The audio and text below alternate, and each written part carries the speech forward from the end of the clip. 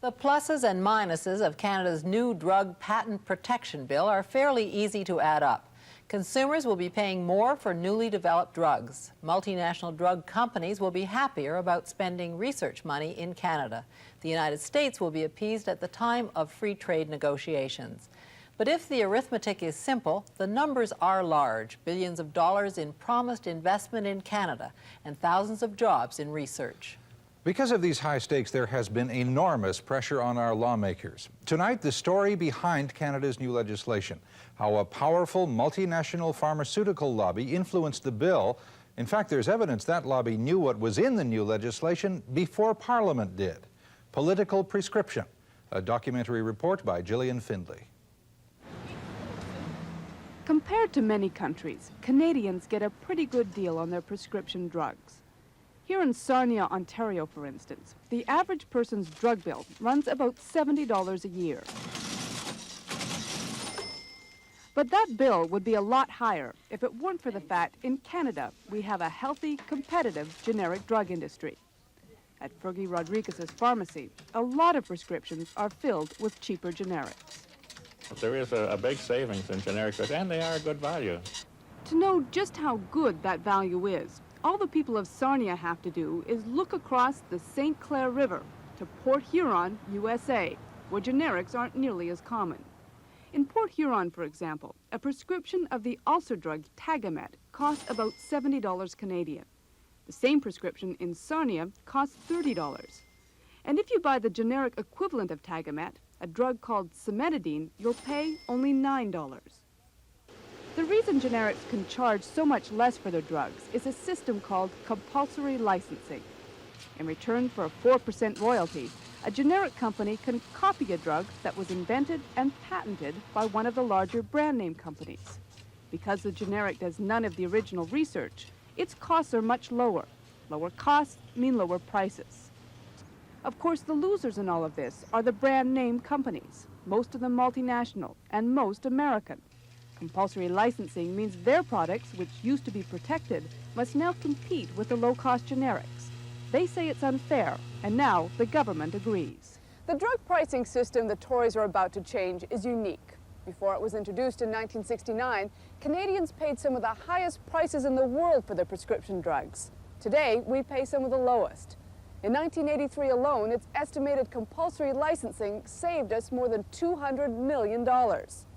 But what we call savings, the multinational drug companies have always called lost profits. And for the past 20 years, they've been fighting all out, using every conceivable tactic to get the system changed. It's with no little envy the multinationals remember the 50s and 60s.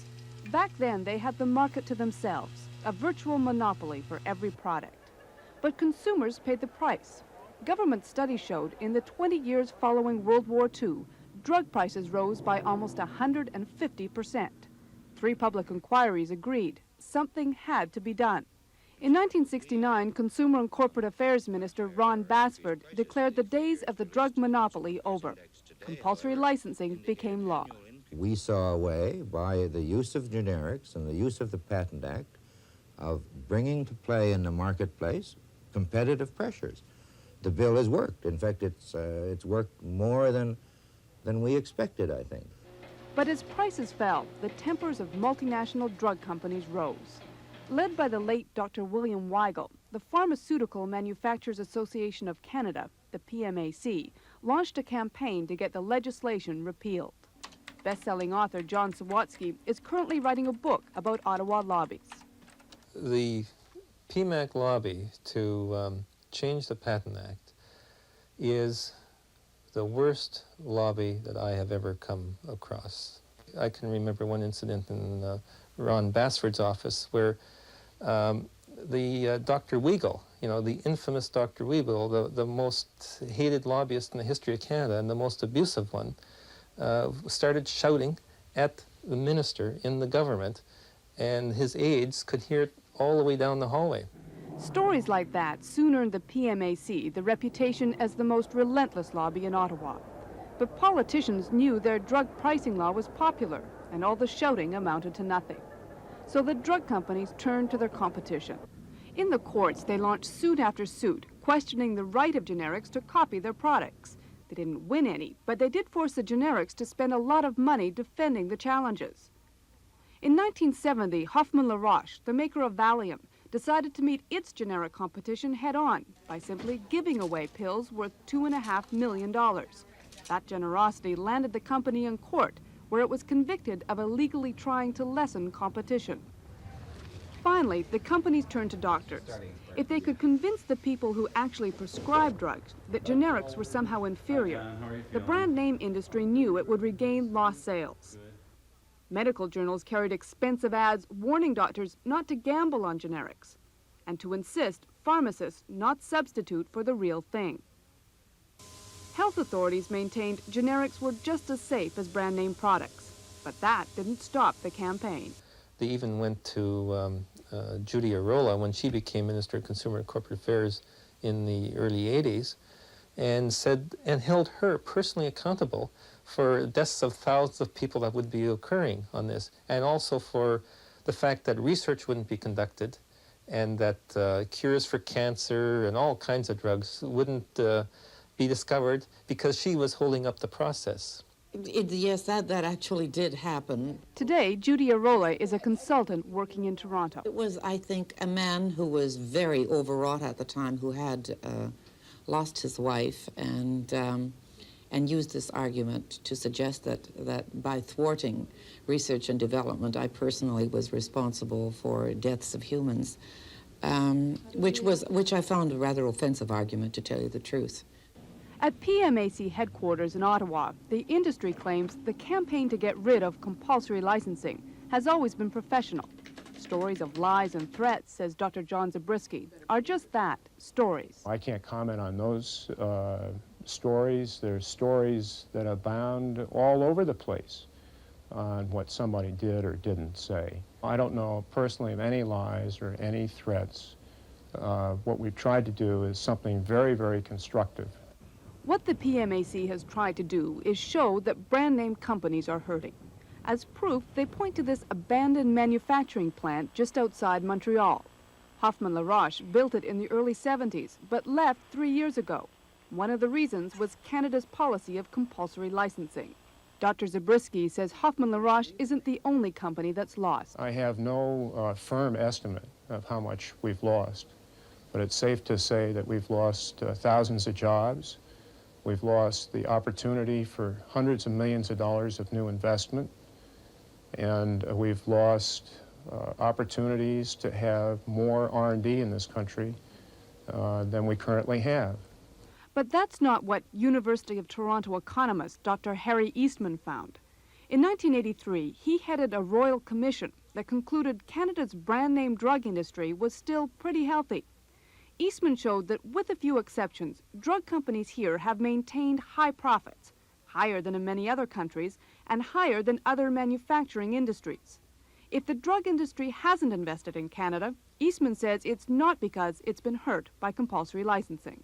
We could not find any general measures which suggested that the industry had been affected. The profit rates on the average were quite good compared to America, the industry in the United States or other industries in Canada. The growth rate has been quite satisfactory. So no, the answer is that in the aggregate, we did not find any impact. So if Canadian companies were still making money, why was the industry so intent on getting the system changed? For that answer, you have to come to Washington, D.C., to the headquarters of the powerful American Pharmaceutical Manufacturers Association, the PMA. PMA companies make and sell drugs in every region of the world. Compulsory licensing in Canada may not seem very important, but according to C. Joe Stetler, the man who headed the PMA for more than 20 years, the success of the Canadian system was and is a threat. It could exist as a model. Some other country who politically was philosophically inclined to that sort of an approach could pick it up and use it. And for once, on this issue, the American generic industry concurs. The Canadian system is tempting. Bill Haddad is a former political advisor who now chairs the U.S. Generic Association. Your law in Canada is a law that consumers all over the world admire.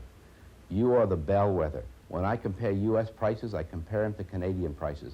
Canada has one of the best laws in the world. Everybody looks at it. They're worried that angry consumers in Europe, the United States, will turn towards the Canadian law. But 2 weeks ago, the Canadian government announced the pricing system that's provided consumers with cheap drugs was going to be changed. After 20 years, it appeared the PMAC lobby had won. The bill Consumer and Corporate Affairs Minister Harvey Andre introduced calls for brand name companies to have a 7 to 10-year period of exclusivity for every new drug they develop. During that time, no generic company will be allowed to copy their product. The payoff is jobs. Andre says he has a promise from the brand name companies to invest $1.4 billion in Canada and to create 3,000 new jobs. These changes will bring positive economic benefits to Canada while protecting consumers.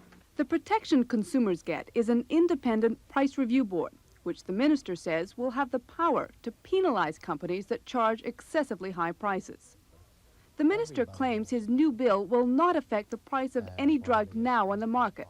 As for future drug prices, Will prices of drugs not yet discovered be higher than they might otherwise be under the old policy? I don't know, and anybody who says they know isn't telling you the truth. but the very man Andre has appointed to head the price review board says there's no doubt in his mind prices for new drugs will be higher. Oh, and the answer is undoubtedly so. Indeed, that's the purpose of changing the legislation, to allow a bigger reward for the innovative firms. So there's no doubt in your mind, as the chairman of this price review board, that prices will rise? Yes, there is no doubt at all. In the House of Commons, the opposition immediately labeled Andre's bill a sellout, a bargaining chip in the government's fading efforts to get a free trade deal with the Americans. Why do we have to use the weak and the elderly as pawns in order to maintain these negotiations with the United States? In order that multinational American drug companies could gouge Canadian consumers the way Americans are being gouged at home. The government has gone out of its way to deny this legislation is in any way the result of American pressure. In particular, it says there is no link between this bill and any hopes for a free trade agreement. But it's no secret American multinationals have spent a lot of time and money lobbying not only in Ottawa, but in Washington, in an effort to get the Canadian law changed. I think we've made more of an effort recently to talk to the U.S. Trade Representative, our Department of Commerce, our Department of State, and say, look, it's a bad law for us. It affects us as U.S. corporate citizens. How about giving us a little help? And when the American drug industry asks, Washington tends to listen. According to Fortune magazine, pharmaceutical companies are among the most profitable in the United States, and they're not without friends in high places. Vice President George Bush, for example, knows the concerns of the drug industry. He used to sit on the board of directors at Eli Lilly Company. Edmund T. Pratt, chairman of the administration's most important advisory committee on trade, is also chairman of the drug company Pfizer. Mr. Prime Minister, I'm confident there isn't an area where you and I cannot reach an agreement for the good of our two countries. In 1985, the topic of patent protection was discussed at the Quebec City Summit, and Canada promised to cooperate. The man whose job it's been to make sure Canada keeps that promise is U.S. Trade Representative Clayton Yeiter. Recently in Chicago, Yeiter spoke about free trade. One of the U.S. objectives, he said, is a better deal for pharmaceutical companies. The improvements in this area are clearly in the best interest of Canada as a nation. Now, in some cases, maybe this will raise the price at the retail level of some of these products, but if we're going to have low retail prices based upon piracy, it seems to me that's not a sound way to run a country. Last June, the Mulroney government appeared ready to make good its commitment, and the first draft of its proposed legislation was made public. Immediately, the American brand name industry and the American administration made clear they didn't think the changes went far enough. According to C. Joe Stetler, in an interview taped a full week before the new bill was made public in October, the American industry knew its concerns would be met. My understanding that in 2 or 3 respects, the current draft and the one which I guess is going to be introduced soon is more palatable to the industry than the first draft we saw. And how did the former chairman of the American drug lobby know what was in the bill? The minister responsible says he has no idea. No, other than I've said in the House that we were making some changes. That may be where he got it from. But Stetler's knowledge went further than the refinements Andre mentioned in the House. He said his information came from the PMAC in Ottawa. I don't know how he would know what's in the bill, because it didn't come from PMAC, because PMAC does not know what's in the bill. But again, 1 week before the bill was tabled in the Commons, Stetler was able to point to specific changes he'd been told were going to be made. Some of the pricing features in that bill were pretty bad, and I think there's been some change there. Also, some of the penalties, some of the punitive sections that were to be visited on companies that violated either the pricing or the licensing provisions were pretty stiff, and I think my recollection is some of those have been toned down, but there still are some things they'd like to see changed, but I think it's a better bill from our point of view than it was in its initial form. Indeed, when Harvey Andre's bill was introduced, it was a better bill for the brand-named industry. A major change was the powers of the Price Review Board. They had been toned down. It seems rather ironic that an official of an American association knows what is going to be in our legislation before the Canadian public knows, before the House knows. No, well, no, I beg to differ with you. I mean, you're making a terrible accusation on, you know, of somebody seeing the bill before the House. My goodness, you know, let's bring the RCMP in on that if that's your accusation. I'm not saying they saw the bill. I'm not saying they saw the bill. Well, I've just been telling you, we've had consultations with everybody. Now you're telling me that some guy down in the United States says he heard and he knows, and what am I going to do about it? Why? I mean, what do you want me to do about it? Go down there and punch him in the nose? I mean, what do you want me to do about it? All I'm asking you is if he should have any knowledge of that. I don't know whether he does. He says he does. I'm telling you that we discussed it with the CDMA, with PMAC, and with a whole bunch of other people. It doesn't surprise me that people know. But two of the other interest groups Andre claims to have consulted say they didn't know what the changes were going to be. Andrew Cohen of the Consumers Association of Canada. We have not been consulted. We knew that the legislation was supposed to be tabled the other day because a reporter called up and told us. Did you have any knowledge of what the general changes to the legislation were going to be? Between June and now? No. The other interest group is the Canadian generic drug industry. They met with the minister, but like the Consumers Association, they say they had no indication of the changes. As far as we can determine, the legislative package was arrived at by discussions with the multinational drug companies and probably the U.S. government, certainly the multinational drug companies. We've had no meaningful input at all. In fact, according to sources within Andre's department, the only group that had any real influence was the PMAC. Sources say the changes made were changes the American-dominated brand-name industry wanted. The politicians, they say, were anxious to keep that industry happy. So there is evidence to suggest the proposed changes to Canada's Patent Act have resulted from American pressure. In return for paying higher drug prices, Canadians are told we'll be getting more jobs and more investment.